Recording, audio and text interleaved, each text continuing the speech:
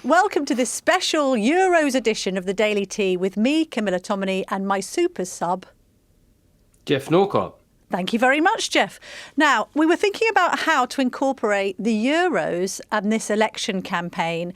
How do we do a little political football mashup, Geoff? And I came up with what I hope is a genius idea.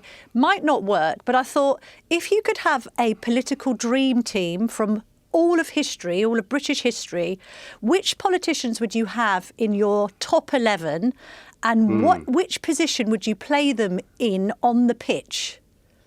Yeah, I think it's a great idea. Look, I just wrote a book called The British Bloke Decoded, and this is the kind of thing that we do. I'm not saying, of course, that it came from the mind of a woman, but this is the kind of thing that we would rather do than talk about feelings or any of the real stuff like that. I think, I'd be interested to hear your shouts. I'm going to guess, looking at the current quality of political candidates, that just like in real football, there won't be many from the current crop. No, there aren't that many from the current. I just don't think they're made of stern enough stuff to be in a Dream 11. I've got to be honest. So shall we start from the back of the pitch and move forward? Is that the best idea? Or actually, I'd like to caveat this whole thing by saying my manager in all this, my manager of my footballing dream team of politicians is, of course, Sir Winston Churchill. I want him in charge. I want him in charge of the team. This man managed D-Day. I think he can manage a European Championship. Well, that's what they say, about football managers. Can they do it on a wet Wednesday in Stoke? I don't think there's a wetter Wednesday, metaphorically speaking, than D-Day and Dunkirk. They're the ultimate League Cup second leg tricky away ties. So, listen, he's one of those guys. Earlier in his managerial campaign, he had a few disasters, went out of the cup early in Gallipoli. But certainly, just like Alex Ferguson, when he hit his prime, he was winning trophies left, right and centre. And I can imagine the half-time team talk by Churchill, say if they're 1-0 down, would really lift the team and then they would, to be fair, go on to victory, let's be honest. And they would smoke and they would drink, which I think is something that the modern crop of politicians and footballers should do more. Yeah, we miss that Gaza element to the current crop of, very nutritiously minded, healthy individuals. Well, I had a bit on the last tour where I used to say that, that it's great that these footballers now have a conscience, etc. But their anecdotes and their autobiographies are going to be rubbish, So when Rashford writes an autobiography and says, that time that we opened up book club, while we were at training camp and we balanced out the gender diversity. Noble intentions, but not good stories do they make. Indeed not. The other thing I'm going to just specify now is the referee has to be Betty Boothroyd, right? I mean, if we're going to take any political figure from the last 100, 200 years, we put Betty in, we dress her in black, she officiates very fairly between the left wing and the right wing, right? Yes, I think she's the Pierluigi Collina of referees. I don't think that you would want Burko, who would be one of those officious guys, a bit like Billy Bowden in the cricket, where they sort of see being a referee as a route to stardom, which is not what it should be. The good ones, you don't talk about them while they're good at it. Exactly so. And I think just resolute impartiality. And we don't want Burko screaming and shouting over the field of play. I'm not sure we even want a Lindsay Hoyle who suddenly does a last-minute rule change to the offside just when it looks like it might create a tricky moment for the leader of the opposition. A real stickler for VAR, whereas I think Boothroyd would just let the play happen in an innate way. Right, let's start with my goalkeeper. Geoff, I'm putting the Marquess of Salisbury in there. And do you know why I'm doing that? And for the uninitiated, Marquess of Salisbury served 3 terms in office under Queen Victoria, born in 1830, died in 1903. He was an old man for his era, Geoff. And I tell you what he's reminding me of in goal. He's reminding me of a kind of Seaman Shilton figure, maturity, experience, and of course, he advocated that policy of splendid isolation. And that's basically what a goalie is. Just by themselves, more or less the whole match. By themselves. I mean, I used to be a goalkeeper myself, which is surprising given I'm 5'9", which I would point out is the average height for a UK male, but not that I'm chippy about it. I mean, the great goalkeepers, they come to maturity later in life. If you look at Jordan Pickford now, you look at Shilton, as you say, Seaman, the Spanish goalkeeper, Casillas. So the Marquis of Salisbury, it would be hard to chant his name. That's a lot of syllables. Yes, the Salisbury. True. Marquis of Salisbury. I suppose you could appropriate the Jeremy Corbyn one. Yeah. By the way, I'm not putting Jeremy Corbyn in this team. Too divisive. I'm not putting David Cameron in on account of not even knowing which football team he supported. I don't think we can have that kind of muddled thinking in midfield. Yeah.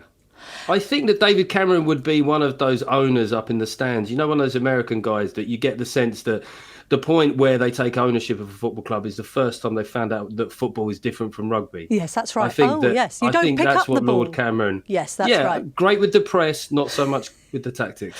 Right, Geoff, left back, I'm going to put Harold Wilson in. Right? I'm going to put him in because obviously he's a committed lefty. He also, by the way, was a keen supporter of Huddersfield Town, which I think is relevant here. And also, you may well remember, Geoff, he was PM in 1966. OK, so he's witnessed victory for England. In fact, he said at the time, England can only win a World Cup when Labour are in power. And when England were then knocked out against West Germany and Mexico 4 years later, Labour lost that election. And he said, but I don't know if we believe him, the result of a football match does not affect the governance of this country. I think that's wrong, actually, Geoff. Yeah, a charismatic left back with a cultured left foot. I think he was a cultured public speaker and thinker, so I think that's a great shout for Thank you so much. Centre-back, I'm going to put David Lloyd-George in there. Now, again, to the uninitiated, born in 1863, lived till 1945.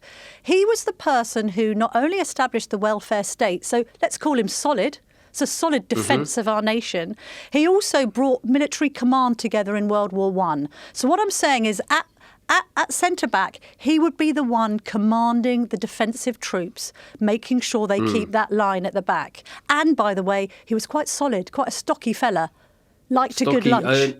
Not tall though. I mean, that's the only thing. I mean, yes, as a centre back, if you want a ball winning centre half. I mean, the sad thing for Cameron is if he looked like he could actually make contact with a football, he's got exactly the physique that you want. Big ball winning centre half, rangy legs. I mean, ideally, I hear you, but I would like to go for. Sometimes you just want a complete psychopath at centre back. Who would we pick then? Prescott. Alistair Campbell, takes no prisoners. Yes. Just gets in there, goes in 2 foot, lets them know he's there early doors. One of those guys you'd want him on your team, but not against him, that kind of thing. I got you. And Angela Rayner, maybe. Oh, you know what? I think she'd be the prankster. I get the sense that Angela Rayner's got a very good sense of humour. So she would be, she'd be the Gaza, potentially. Yeah. So she could be on the subs bench, perhaps. But alongside David Lloyd-George as centre-back, I'm going to put in the Duke of Wellington.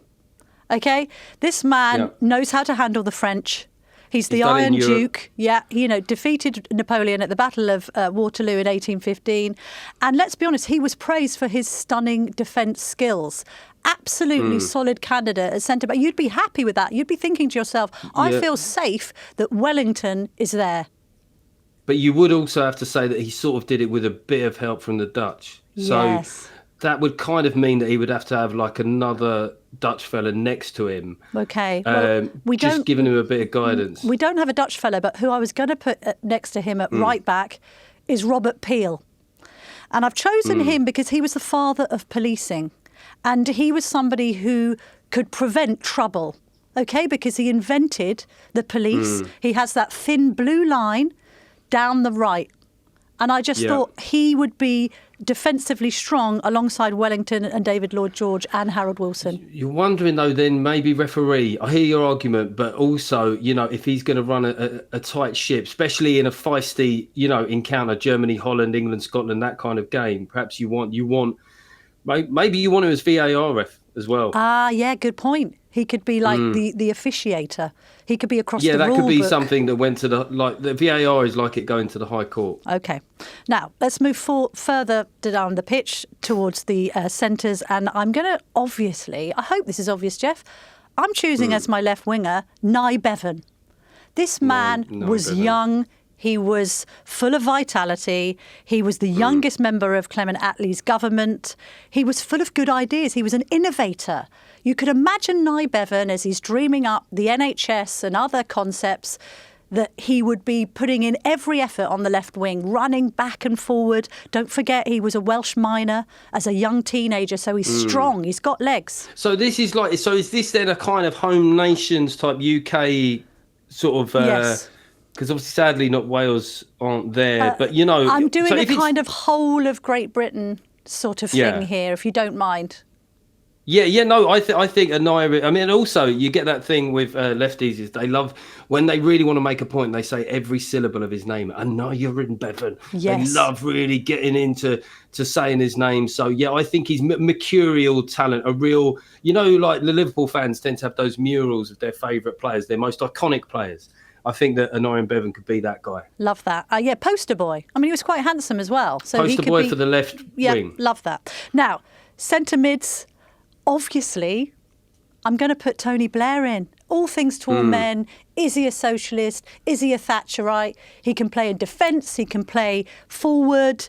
He's all over the pitch. I mean, I was thinking about if there was a number 10 type player, would that be Lee Anderson? He's been in 3 different political parties in the last 3 years. Yeah, all over the park, up and down the pitch. All over the shop. Getting red cards left, right and centre. But you've got to be but loved by the fans, Lee Anderson. Loved by the fans. But you've got to put Blair in that central midfield position, haven't you, Geoff? Yeah, he'd roll up his sleeves and then he'd give a really middle of the road talk on something. You know, that's the only problem is he's not very masculine in his. Although look, I did see him do. There was that video of him doing keepy up headers with Kevin Keegan, and it was like a battle of the Buffons. You know, like I think they were able to do it so long because they had natural cushioning in their hair. So I think Blair is a sort of libero grande, just spraying it around the pitch. Yeah. You know, trying to keep the press on side. And also doesn't mind who he delivers to. Strikers on the right, strikers on the left. He's everyman politician. He'd go and play in Qatar. You know what I mean? He played Saudi. He played for the Galactic Empire. It's not a problem. Exactly. Right, other centre midfielder, Clement Atley. I mean, it's got to be. This man held together a wartime coalition for the love of God. He served in World War I, so he's tough as old boots.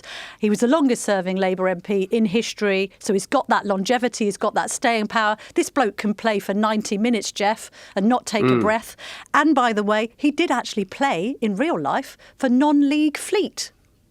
So literally the only person that could actually play Fleet or a league club as well. So obviously he's had a role in the creation of so many legacies. I suppose you would say with that government, you know, maybe he would be a guy that would have a good 5 years and then go, wow, that burned out very quickly. Fair play. Now, right wing, I've chosen Pitt the Younger, Geoff. I tell you why. I mean, the bloke was in office for 18 years and 343 days. OK, so my God, he's got some energy. He actually died at 46. So he did all of this political work in his youth. He was known for his ruthless efficiency. He was known for his staying power. And he was known for basically inventing Toryism. I mean, the poor bloke right now will be turning in his grave at what's happening in the polls. But on the right wing, I mean, that is somebody who you have got really putting in a shift.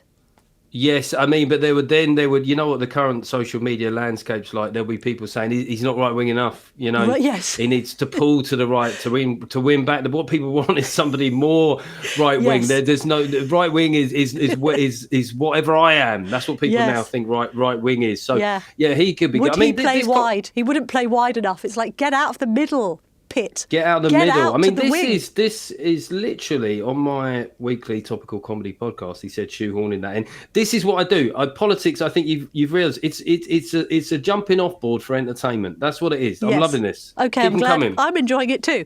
Right. Yeah. My strikers. I'm putting Thatcher up front. I'm sorry, Geoff. I'm doing it, right? Okay. I'm doing it for a number of reasons. Now, I appreciate this is controversial because as the Iron Lady, you could have a on the defence with the Duke of Wellington as the Iron Duke, right? However, hear me out here, Geoff. She's got courage, right? She's got kahunas. Yes, she'd take a penalty if push came to shove. She would be a good team captain. She would corral the troops. Also, she's kind of got that sort of Ronaldo, I don't know if I love her or I hate her, but I just want to see her in the field of play. Yes. One of those players that when they retire, it's like an Aussie cricketer. You hate them while they're playing, but then they're the best pundits of all time. Yes. I mean, sadly, I mean, with Thatcher, I would potentially have her in centre mid because you want to put studs on people, put the reducers on early doors, Yes. like in the same way, or maybe even manager, I suppose, the way Ferguson said that he's going to knock Labour off the Liverpool off their effing perch. Yes. That is very much how she approached the Labour Party. So I agree with you that she warrants a place in the side. I'm wondering if you want her in a more central position here. And I am just, as we get towards the final positions, I'm slightly worried that there's no Scottish representation in it. I know. And I'm wondering if we could swap out maybe the late, great John Smith, perhaps, yes. Maybe as that centre-back that we were perhaps still looking maybe for. You're right on that. Okay, yeah, I think that's a fair call because I have forgotten the Scots in all this. The other thing about the Iron Lady, of course, is no risk of handball, should be carrying a handbag. Okay, she'd have that on the field of play. And you can't get sent off for handbagging people. No, that's not an offence. Of course you can't. And it doesn't actually count in offside because it's not technically part of your body. No, indeed. Now, this is really controversial, Geoff, and I feel free to counteract what I'm about to say. My other star striker is Elizabeth I. Now, I'm having her as a politician because she ruled an absolute monarchy, okay? So I think that's allowed because she was in charge of government. And tell you why I want her in there, Geoff. I'm telling you this now. Charisma, tick. She's a survivor. Yes, she is. She's strong. She's stable. She's a symbol of national identity. But most importantly, Geoff, she's a virgin queen. Right, so we haven't got any of those off-pitch antics to worry about. This isn't a woman, thinking about where her next boyfriend's coming from. This is somebody 100% committed to the beautiful game. The problem was when you said strong and stable, I started thinking about another female leader from our more recent past that perhaps wouldn't have been as solid. Theresa May. But Theresa May, she doesn't come close to Elizabeth I. Yeah, I wasn't thinking monarchy when we started this, but if it comes down to but then all that stuff that she used to wear as well, it's against FIFA rules. Well, true. Also, like her teeth were quite suspect. But then have you ever seen the 1966 World Cup winning team? I mean, that's dental true. hygiene wasn't such a great priority in Britain at that point. Did they have all their teeth at that point? The other thing I'm going to just say, I'm going to put this out here. Who's on the bench, Geoff? I think you've got to have Boris Johnson on the bench because he is that player that if it's all going wrong, and we've witnessed this in the last few days, do we have him on the bench as a super sub and just say, do you know what, just get him on the pitch. He's a bit of a disruptor. Just run around a bit, make people laugh. See if anyone feels like they might score a goal just because he's there. Rugby tackle a Japanese child, that kind of thing. One thing I would say, if we are sort of like just, and this isn't just box ticking, but John Hume, perhaps from the SDLP, like a good man that worked hard for good things. He's maybe not getting on the pitch. Great guy to have in the dressing room, though. If you have one of those when you're away at a tournament and it's all kicking off like with the French in '98 and the French in most tournaments, in fairness, you go John Hume. He brings people together, and then we've got full representation. And I would also say, in terms of maybe on that note, Mo Molam took no prisoners. That's such a good shout. Wig off, like she did in front of McGuinness and Paisley. Yes. And just cards on the table. Right, lads, we're going over the top here, and you're either coming on or you're not. Absolutely. You'd need her in the boot room and then some. So are you quite happy with this dream political Euro 11 matchup? I am. In fact, it's the only way I want to talk about politics from now on, I think. Well, how are you going to talk about politics from now on, Geoff? Because as you say, you've got your new book out, The British Bloke Decoded. A lot of your comedy is, your premise is that you're one of the only remaining right-wing, in inverted commas, comedians that can still take to the stage without being cancelled.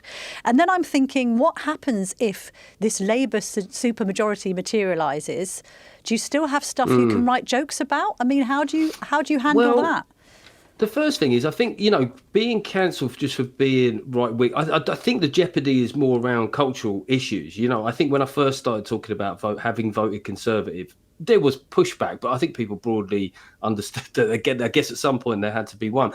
What's happened now is with the existence of the Reform Party, is I'm nowhere near the coolest cat in town. There's plenty of other comedians now that are right of centre, and I very much like a sort of centrist right wing dad. That's very much. where I am. I think it's an interesting time because we are, in my view, going to have a Labour majority. And there'll be a lot of left-wing comics that will say that this brand of the Labour Party aren't what they wanted, but they would still have voted for it and at the very least wanted the outcome. So I am now the opposition, where people have called me an establishment shill. I'm now punching up, which is apparently what all comedians have to do at all times. So, I with the podcast, what most people think, and when I do the Edinburgh Festival, from the 21st to the 25th of August, I will soon be, for the first time since I've been a political comedian, doing it under a Labour government. Yes. So I am more than willing to be the one that holds Keir Starmer's sort of evasive, slippery feet to the flames. Because I do think this guy, he's literally soft shoe shuffled his way to number 10 without a lot of scrutiny, and I'm more than happy to be that guy after the election. I mean, we've had so long to reconcile ourselves to this. It's almost like in the same way that the Labour government, there you go, Freudian slip, the Labour government. We're already saying it's a thing, and they haven't even been elected. Yeah. I mean, look, I like a lot of people, I have loads of issues with Conservative conduct and competence. But I do wonder with these supermajority polls for Labour, whether or not that actually performs a reverse function where I start going, hang about a 200 Labour majority, 150. You go, I'm not sure. I'm not sure I want them to have 5 years completely unopposed. But yeah, I think what I've been recently is a little bit more a plague on all your houses. And, if I was to rename my podcast now, it'd probably be called None of the Above. No. So that is an exciting place to be. I've been taking the piss out of literally all of them, and it's been great fun. And Geoff, final question. You're not tempted to vote for Farage's reform then, as a righty?